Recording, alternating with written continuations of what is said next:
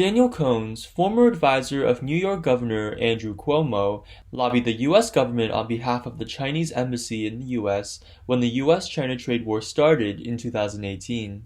But who does he really work for? Kohns' resume on LinkedIn shows that he served as the media director of Democratic Congressman Mike Honda in 2006 and later used his accumulated contacts to join lobby firm Public Strategies.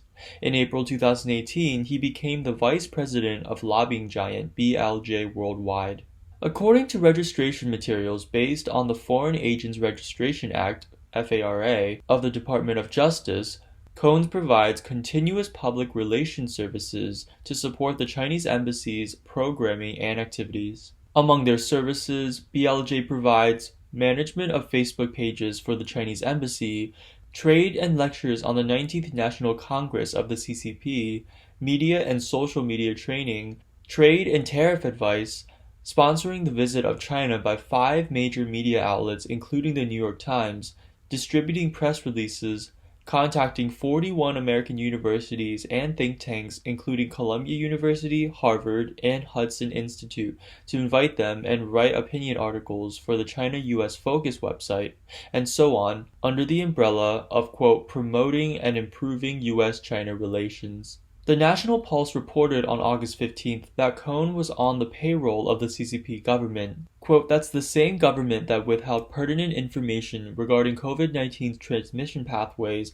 and continues to hide its genome sequence, severely compromising the ability of the world, and especially New York, to respond. The National Pulse continued, revealing that New York Governor Andrew Cuomo called the virus, quote, European virus, at a press conference in April during the COVID-19 pandemic and insisted that the virus did not come from China but Europe. Even Brendan Daly, former assistant of House Speaker Nancy Pelosi, has served as a strategic consultant at China's Central Television CCTV in the United States. CCTV is a mouthpiece of the CCP. The ethical standards and lobbying rules of the lobbying industry have been a gray area, according to information from the public interest survey website Powerbase. The most controversial lobby case of BLJ was its New York office's engagement with the Libyan dictator Muammar Gaddafi during his visit to the United Nations in 2009. BLJ helped him secure a lot of media coverage. In 2011 and 2012, BLJ suffered setbacks due to its cooperation with the Syrian dictatorship of Assad.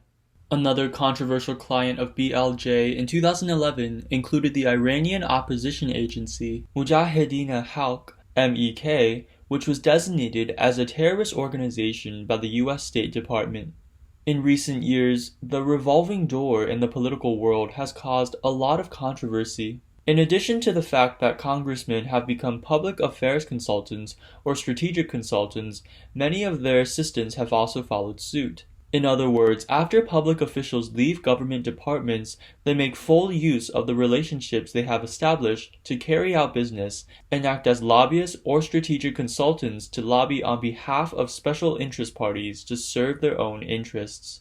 Isaac Arnsdorf, a reporter from Politico, said in an article about the U.S. lobbying reform bill in 2016 that lobbying transparency was lower. Quote, efforts to influence federal policy increasingly resemble campaigns with communications, social media, research, polling, and mobilizing constituents.